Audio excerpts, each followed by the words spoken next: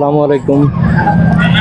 এখন আমরা আছি জাফলং জিরো পয়েন্টের একবারে শেষ মাথায়, ভারতের বর্ডারের সাথে একেবারে নিচের অংশে, যেখানে পানিতে সবাই গোসল করে। এখানে দেখতে পাচ্ছেন অনেকগুলা ডিঙ্গি নৌকা দাঁড়িয়ে আছে।